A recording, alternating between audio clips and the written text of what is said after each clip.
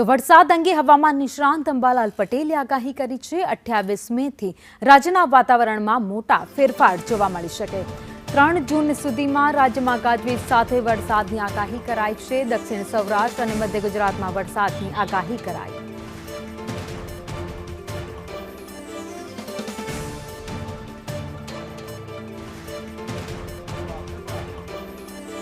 અરબી સમુદ્રમાં સર્જાયેલ વરસાદી સિસ્ટમના કારણે રાજ્યના કેટલાક જિલ્લાઓની અંદર ભારે વરસાદ નોંધાયો છે। ત્યારે આવનારા દિવસોમાં કેવું વાતાવરણ રહેશે, વરસાદની સંભાવનાઓ કેવી છે, હવામાન નિષ્ણાંત છે અંબાલાલ પટેલ તેમની સાથે વાતચીત કરીશું। કાકા, વરસાદની કેવી પરિસ્થિતિ રહેવાની છે, કારણ કે અરબી સમુદ્રમાં સર્જાયેલ સિસ્ટમના કારણે પહેલેથી જ વરસાદ નોંધાઈ ચૂક્યો છે। હવામાનમાં આજથી જ પડતો આવશે। તારીખ 27 મેથી 3 જૂનમાં રાજ્યના વિવિધ ભાગોમાં વરસાદ થવાની શક્યતા રહેશે, જેમાં મુંબઈ મહારાષ્ટ્રના ભાગોમાં તો ભારે વરસાદ છે જ, પણ ત્યાંના ઉપરમાં સુરત, વલસાડ વગેરે ભાગોમાં ભારે વરસાદ થવાની શક્યતા રહેશે। વલસાડના ભાગમાં ક્યાંક ભાગમાં અતિ ભારે વરસાદ થવાની શક્યતા રહેશે। આ ઉપરાંત દક્ષિણ સૌરાષ્ટ્રના ભાગોમાં લગભગ અમરેલીના ભાગો, ભાવનગરના ભાગો, જૂનાગઢના ભાગોમાં પણ વરસાદ થવાની શક્યતા રહેશે। પણ આજમાં લગભગ મધ્ય ગુજરાતના ભાગોમાં વરસાદ થવાની શક્યતા રહેશે।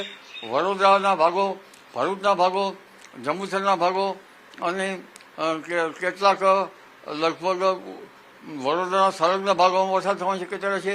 પંચમહાલ, દાહોદના ભાગોમાં વરસાદ થવાની શક્યતા રહેશે અને પૂર્વીય જે ગુજરાત છે તેના ભાગમાં વરસાદ થવાની શક્યતા રહેશે।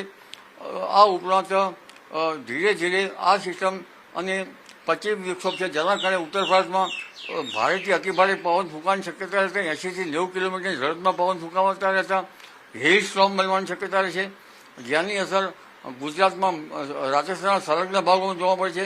મહેસાણાના ભાગોમાં, પાટણના ભાગમાં, ઉત્તર ગુજરાત, બનાસકાંઠાના ભાગમાં ભારેથી અતિભારે પવન ફૂંકાશે। ક્યારેક પવનની ગતિ 40 થી 50 કિલોમીટર રહેશે। એટલે અરવલ્લી, સાબરકાંઠા, ઉત્તર ગુજરાત, પૂર્વ ગુજરાત, દાહોદ, પંચમહાલ વગેરે ભાગોમાં તારીખ 28 મેથી 3 જૂન સુધીમાં ગાજવીજ સાથે વરસાદ થવાની શક્યતા રહેશે। કાકા, અમદાવાદ, ગાંધીનગરમાં કેવા પ્રકારની પરિસ્થિતિ રહી શકે છે વરસાદને લઈને?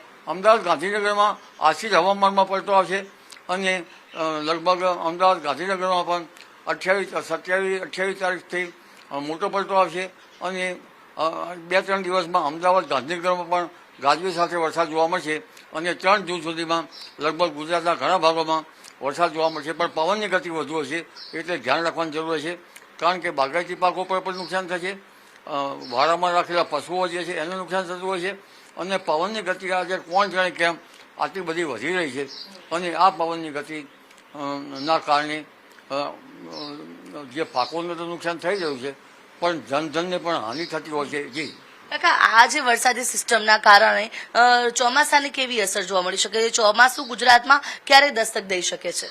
આ સિસ્ટમ તો ચોમાસાને પોષક છે।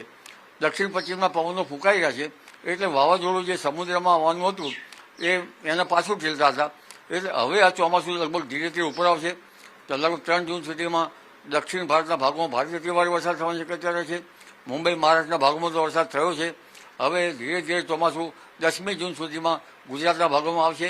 દક્ષિણ ગુજરાતના ભાગોમાં, મધ્ય ગુજરાતના ભાગોમાં આ ચોમાસું સક્રિય થશે અને 10 જૂન આસપાસથી ચોમાસું ગુજરાતમાં બેસી જવાની શક્યતા રહેશે।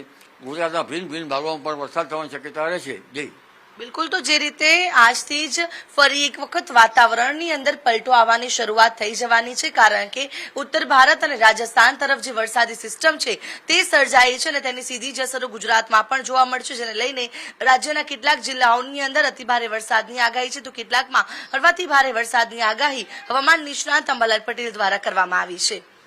કેમેરા પર્સન પુખરાજ શર્મા સાથે આયુષી યાજ્ઞિક, સંદેશ ન્યૂઝ, ગાંધીનગર।